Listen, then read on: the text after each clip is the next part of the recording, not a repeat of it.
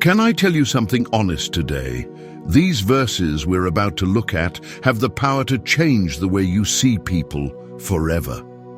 Romans 12:15-16 isn't just about emotions or behavior. It's about learning to love the way Jesus loves, deeply, sincerely, sacrificially. And by the time we finish, I believe you'll see people, even those who are hard to love, through the eyes of Christ. Let me ask you something. Have you ever wished someone understood what you were going through? If so, you're already halfway to today's message. Tell me in the comments, what's one emotion you've struggled to express lately? Joy, sadness, disappointment, hope? Let me paint you a picture. Years ago, I watched a young woman sitting alone in a hospital hallway. Her hands were folded tight, eyes swollen from crying. Every few minutes she glanced toward a door marked, "ICU, authorized personnel only." A few feet away, another family laughed and celebrated, balloons everywhere. A new baby had just been born. Two moments, two stories, two worlds, sitting side by side. One overflowing with joy, one drowning in fear. But then, something beautiful happened. A stranger, someone who didn't know this young woman, walked over, sat beside her quietly, and didn't say a word. After a few minutes, she simply whispered, "You don't have to carry this alone. I'm praying for you." No judgment, no advice, just presence. And that woman broke down, not because of the pain, but because someone saw her. Let me ask you, when's the last time you slowed down long enough to notice someone else's tears or someone's joy? Before we go any further, let's pause and let God's word speak for itself as we read our passage together. Today's passage is Romans 12:15-16. Let's begin. Rejoice with those who rejoice, weep with those who weep. Be in agreement with one another. Do not be proud. Instead, associate with the humble. Do not be wise in your own estimation. As we lean into this passage together, it's almost as if Paul gently sits beside us and says, "Let me show you what genuine Christian love really looks like." He begins with a simple but challenging command: rejoice with those who rejoice. At first glance, that sounds easy enough. Who doesn't enjoy good news? But if we're honest, truly honest, sometimes celebrating someone else's victory is harder than we like to admit. Maybe someone else received the promotion you prayed for. Maybe their home looks peaceful while yours feels chaotic. Maybe their child excelled while yours struggled. And in those quiet moments, jealousy whispers, "Why them? Why not me?" But Scripture gently redirects our hearts. In Philippians 2:3-4, Paul writes, "Consider others as more important than yourselves. Everyone should look not only for his own interests, but also the interests of others." That's not natural. That's supernatural. Real Christian maturity means cheering when someone else wins, even when we're still waiting on our answer. It means trusting that God's goodness toward others does not diminish His goodness toward us. His timing is always perfect, and His blessings are never in short supply.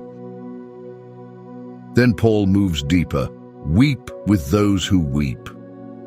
This is more than sympathy. This is compassion, stepping into someone's pain, not rushing to fix it, dismiss it, or explain it away. Sometimes the most Christ-like thing we can do is simply sit with someone in silence. Jesus showed us this beautifully. In John 11:35, we read the shortest and yet one of the most profound verses in the Bible. Jesus wept. He knew resurrection was moments away. He knew the ending was victory, yet he paused and felt the weight of Mary and Martha's grief. Why? Because real love does not hurry past pain. Real love enters in. Real love listens, sits close, and stays. Paul ends with a sweeping call to humility. Be in agreement with one another. Do not be proud. Instead, associate with the humble. Do not be wise in your own estimation. In a world that applauds independence, self-promotion, and image-building, Paul invites us to a different way, the way of Christ. Today's culture says, protect your comfort. Keep relationships shallow. Only invest where you benefit. But the cross tells a better story. Jesus, the Son of God, perfect, holy, deserving of glory, humbled himself. Philippians 2:8 reminds us. He humbled himself by becoming obedient to the point of death, even death on a cross.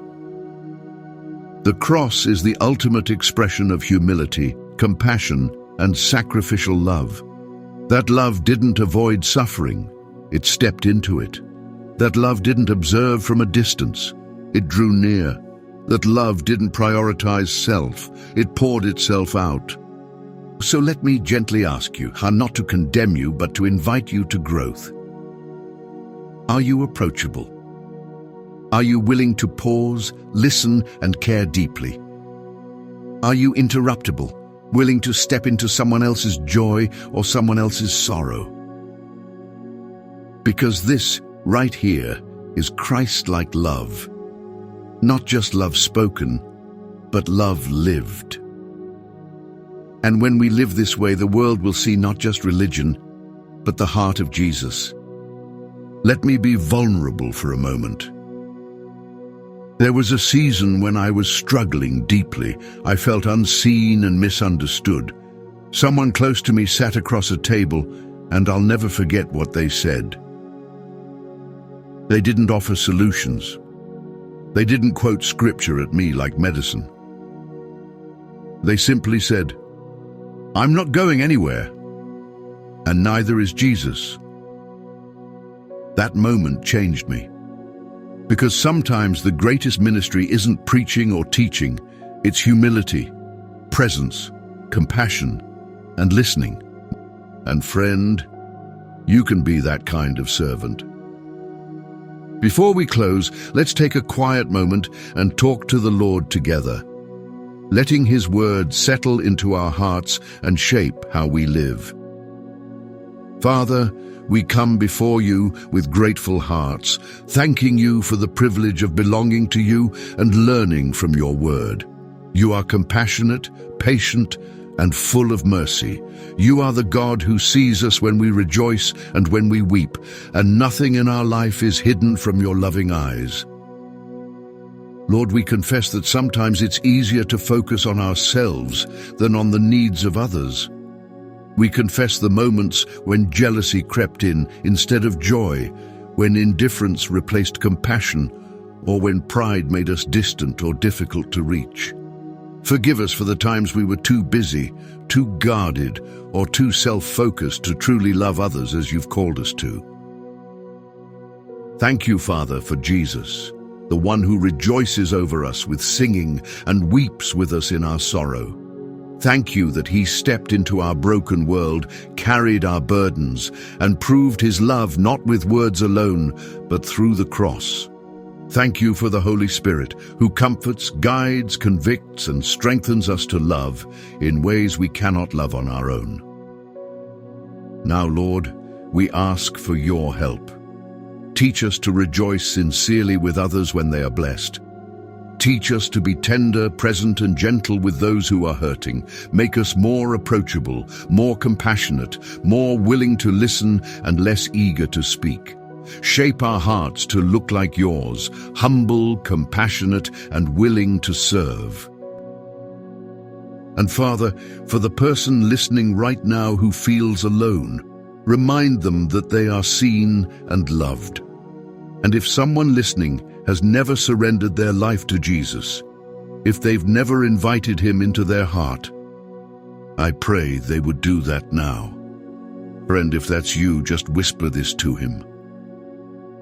Lord Jesus, I need you. I believe you died for my sins and rose again. Forgive me. Make me new.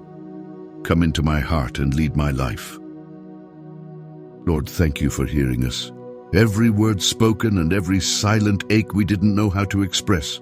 We trust you and we give you glory. In Jesus' precious name we pray. Amen. Before you go, if this message encouraged you, would you do 2 simple things? First, click like so more people searching for hope can find it. And second, make sure you subscribe and tap the notification bell so you never miss a study or prayer. I'd also love to hear from you in the comments. How did God speak to your heart through today's scripture? Your story may be the encouragement someone else needs today.